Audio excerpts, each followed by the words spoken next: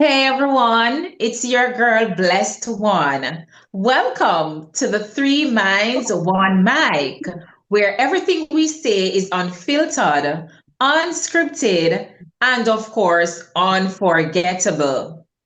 Joining with me, as per usual, are my most spontaneous co hosts. We have Sunshine C Hello. and Kempet. Of course. Hi, everyone. Hi, what's up, ladies? Doing good. We're doing good. How are you doing?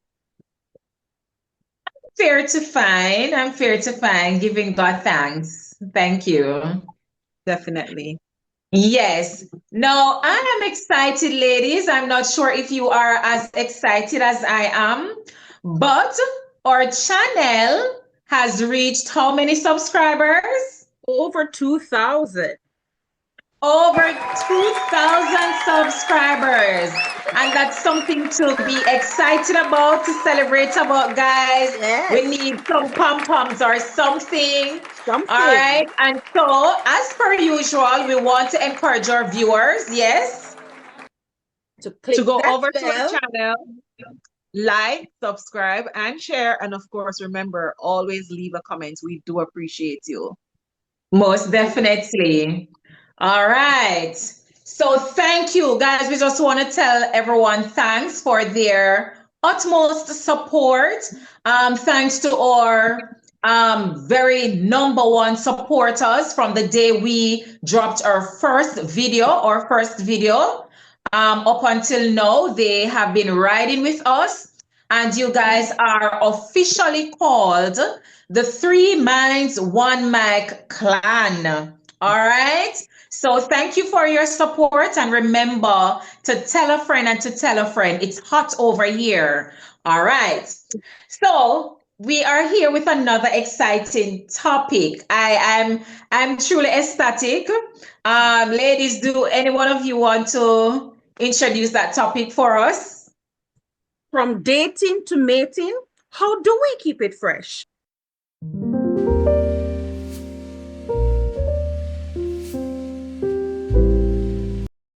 Now, as per usual, we have to start off with us. Oh, God. All right, so I'm going to be a little personal now. And of course, this is unfiltered. All right, so let's get down into it. Now, any one of us dating? Any one of us are married or are we single? What's happening? So, as you know, ladies, I am the married one. So, yes, we do have um married one here on the podcast. Yes. And All I'm right, so I dating. love that. It means Dating therefore, with intention to marry. Dating dating, to marry. dating with intention. Yes. Awesome. So that leaves me the single one. Whoa. So all those bachelors out there looking for beautiful bachelorette, you know where to find me. Anyways, all right. So how do we keep it fresh after how many years of living together? How do you maintain that freshness? Because we know that in the initial state of a relationship, of course, persons may say that we go through the honeymoon phase. Quickly, what does that look like? The honeymoon phase. For me, the honeymoon phase, my name is Sunshine. When you see me coming, I'm beaming, giddy, laughing. If you're not careful, I might bump into a door. And bless what always say, "Oh my God, you have a glow."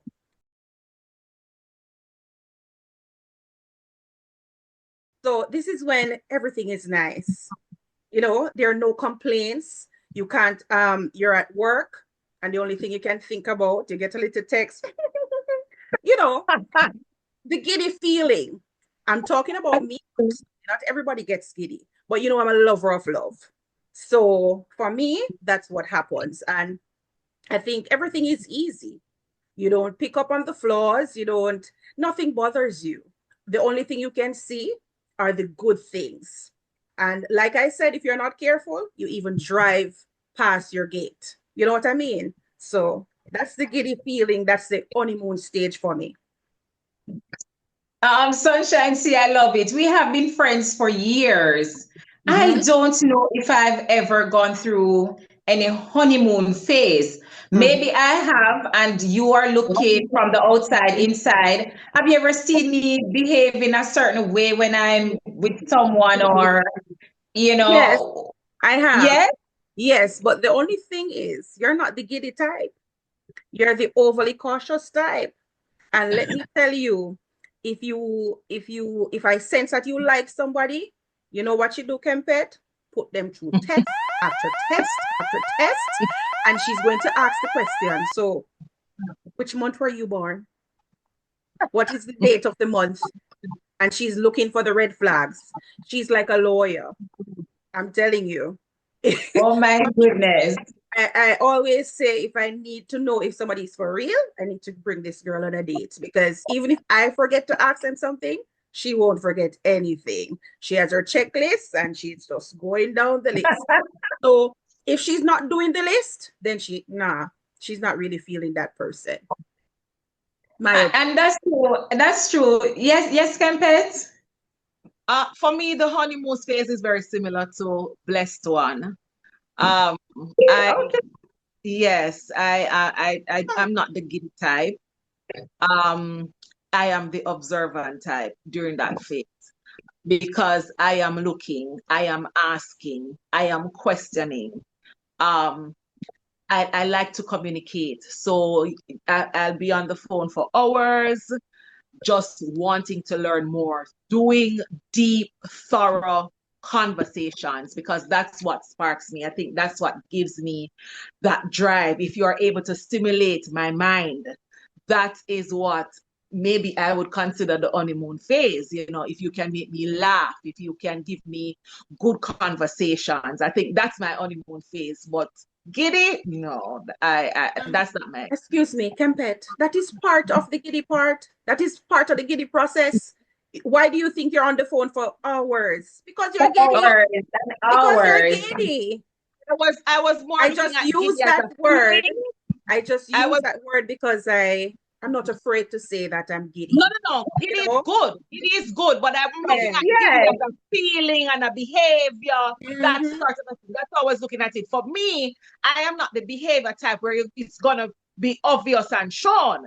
But of course, yes, I'm gonna have those conversations. For me, though, Sunshine C basically hits the nail on its head, because I'm not gonna say I've never been giddy though, because I really don't know. I will have the interest in the person, and I'll share that I like the person. What I know is that if I really like you, you won't know.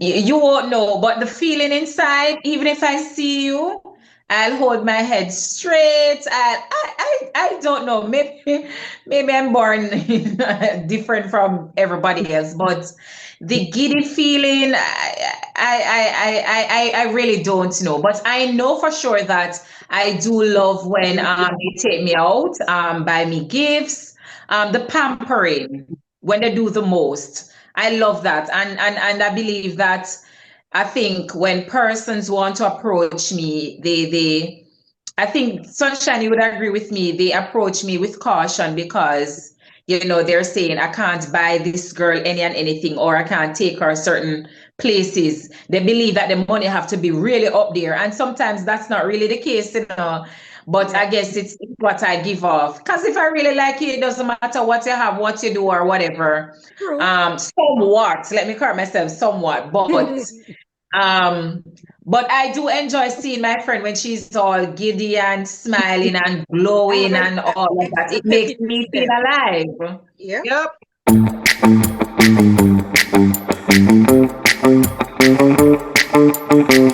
Pet, you're the married one. So you have gone through all the phases. I know you're married.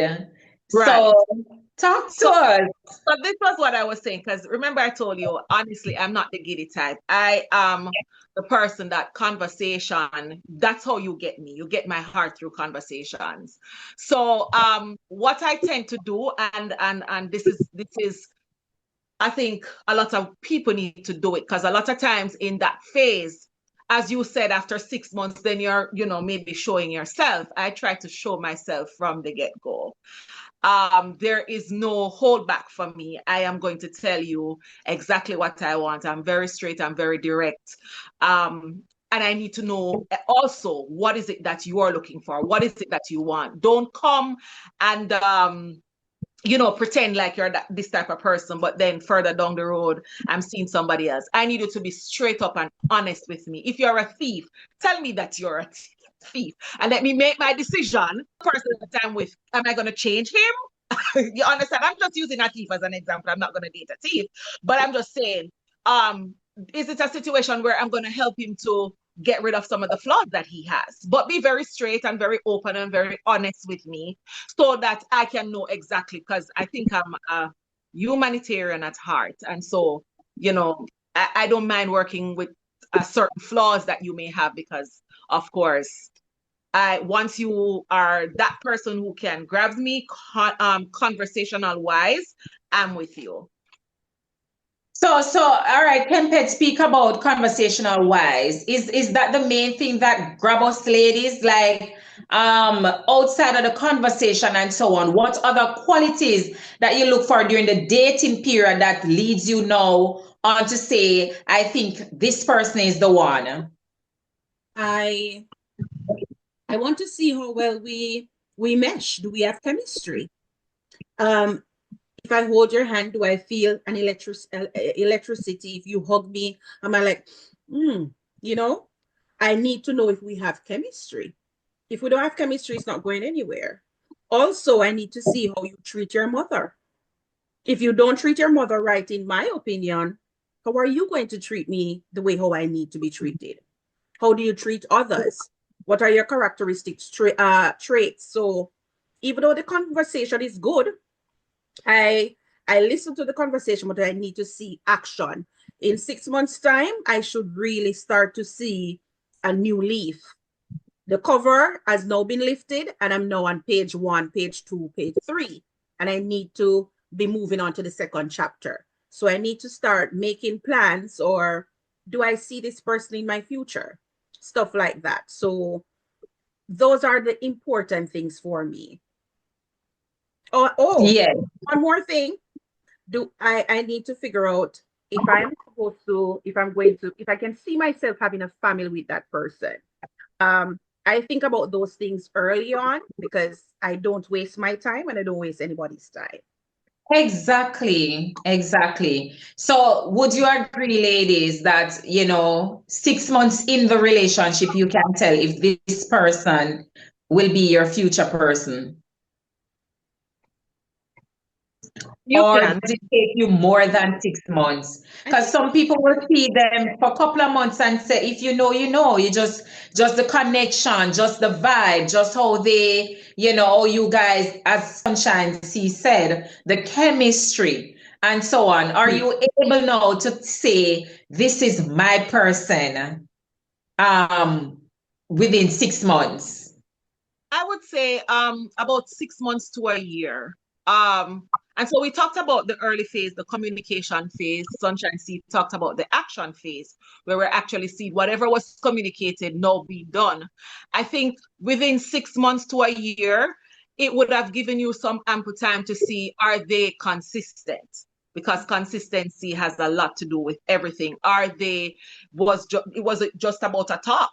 And then after a talk, there's nothing.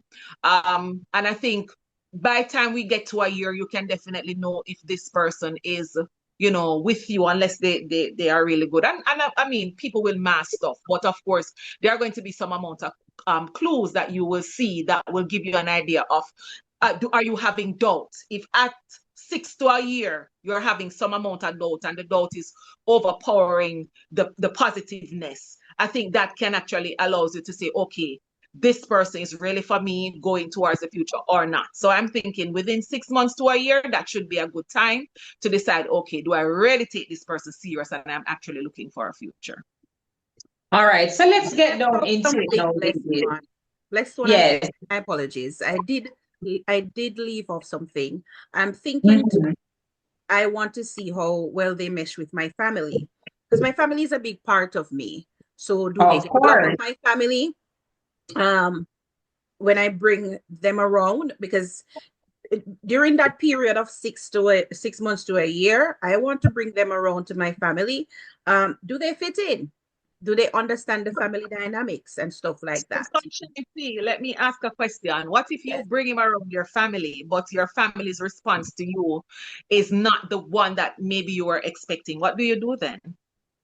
Honestly, I would take it with a grain of salt. I do appreciate an outsider opinion, but at the end of the day, I make my own decisions. This is your man. Yes, Look at the screen. that's mine. And that's what you're going to settle for.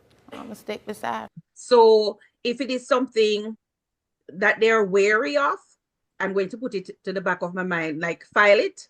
I keep it stored, and I start to maybe take extra note, but it's not something I wouldn't leave somebody because of that, unless they have concrete evidence to say this person is dishonest, this person is,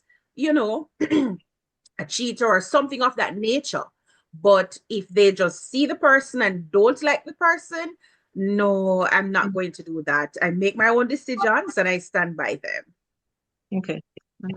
Sometimes I love the fact that, of course, we should be the one to make all the decisions when it comes on to, the person that we're dating. But sometimes because we're in the situation, we are not able to see what they are seeing on the outside. So they might say, you deserve better because I didn't see Tom did this and he's supposed to. And you're like, you overlook it because you're so much in love. But rightfully, when you get deep into the relationship, you're like, oh, this is what they were talking about. But, sometimes it's too late. Sometimes you're too connected.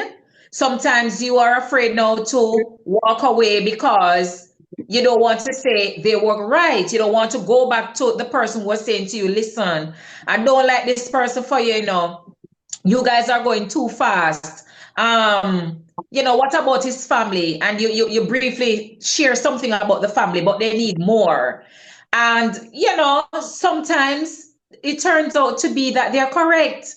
So, of course, we will make our own decisions, but at times we close that side to say, or to be open to what they're saying, because we're so in love, we are so caught up, and oftentimes that's where we get. That's why I file what they say. I store it and I start to observe more. To observe. Oh, good point.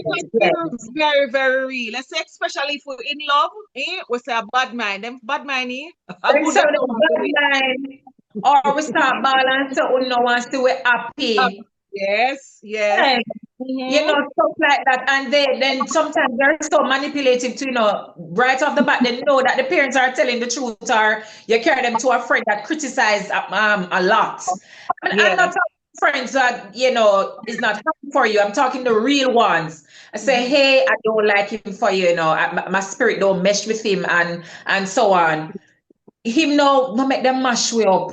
I grudge them grudge way. True, she not have no man. True, she not have nobody. Yeah, she's single. She not have nobody. Yes. Nobody. So stuff like that. So I want to get into something juicy now. So you're in the relationship and we'll move from the dating now to the mating. You started the most. You get up, you make the breakfast. If it's the working class person, you get up and you iron for them. You do the most. You send loving text messages. Every morning you get your text message. Every evening, you come in, you get a kiss on your forehead. Probably do almost every night. But then you move from a year to 2 years to 3 years. what happens next? Do you believe that the sparks still remains the same, or they're now in a phase where everything boils down to once per day or per week? I think in order for you to maintain that spark, one of the first things that you have to do is that you have to maintain a friendship. You have to be like genuine friends, not just looking at it that, oh, this is my wife or this is my husband. But this has to be somebody who, whenever you are feeling down, they're the ones that you decide to call. They're the ones that allow you to be able to go through tough times. They are the funny ones. They are the ones that if somebody say something to you, you want to share it. You know, if positiveness is happening, you want to share it. This person must keep you alive. And I think if you're able to have some form of friendship from the get-go, and you're able to maintain that friendship, so you joke about a lot of stuff, you know, even when it's serious, you may be laughing. You get what I mean? So if you're able to maintain that friendship and you kind of see them like, yes, you know, it's kind of best friend type of thing, you know, it's your partner, but yes, you still maintain that friendship. I think that will go a long way in terms of you moving from the dating to the mating and keep it alive. And, you know, and one might say, no, they're becoming bored. I know we're friends. I know we can share, you know, laugh and talk about anything and so on. But can that alone save? Oh, no, I was just saying, I don't know if you want me to give you a list of things. I was just saying one thing. Of course, apart from the friendship, communication has to continue. And in that communication, there has to be some amount of compromising.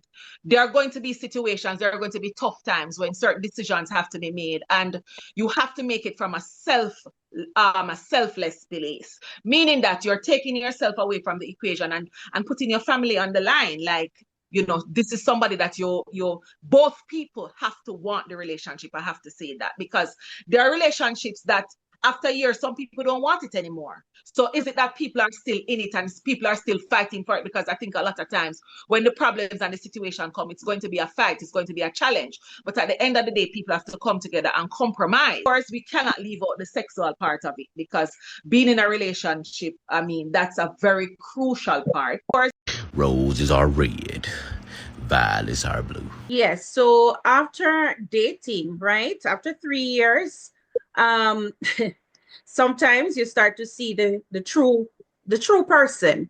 They start to piss you off now. You start get annoyed. Stuff is just not the same. And so you want to keep the spark. So some ways you can keep the spark. If you don't have any children, you want to try out different sexual positions. You want to be spontaneous instead of always doing it at home. You're doing it on the highway, anywhere, stuff like that. And if it's not sex, you know, you can do playful things. So act like big children, go to a trampoline park, take walks, hikes, plan Netflix and chill, not Netflix and nap. Because some people start the Netflix and end up like it's just a sleep thing. So there are various different things that you can try. Suppose there are empty nesters. The kids are gone, maybe gone to college or gone on their own. Now it's time when you walk in the house, you know, naked. You start falling in love with each other again. And of course, I'm out there because there are people who are doing, what do you call it again? Swingers party. There are people who are doing threesomes. So there are so many different things that people incorporate. Okay, but you made mention about couples that if they don't have any kids, but what about couples now that they have their children, father working, mother come home first to prepare dinner and ensure that the kids homework is completed and so on. It's a busy life, but they know that they're not leaving each other, but we have to make it work. How do you help them to maintain the freshness? Well, kids need to be on a schedule. You have your own bedroom, kids are not involved, you know you can have your fun time. And then there's that home where, as you said, the kids are not structured. Listen, some of the things then what you have to go do are wait until they go to school. When they get out of the house, right? Sometimes you may at work, you don't work far, eh? You might have to leave work. Or you might have to meet somewhere during lunchtime. True. So you as a parent have to understand that, listen, even though I have the kids, there's a lot of things that's going on. It's busy. One of the things, you have to be spontaneous. You never know, I might carry lunch for you. I might say, okay, two of us, especially if it's Jamaica, in the United States, a little bit different because, of course, it's just half an hour for lunch. So that's, you're not flexible with time. But back at home, oh, sure, it's an hour. You can have fun within that hour. You just have to make time for each other, especially when you know that you have the kids and they're always around.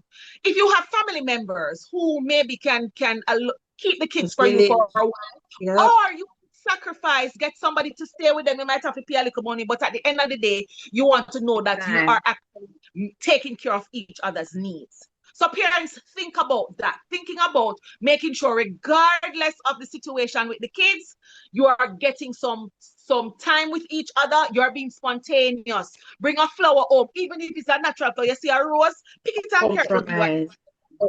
It's a thought that counts, because especially if you're with the partner for many years, we don't need we don't have to have the real roses. You know, the small thing actually matters and keep the spark alive.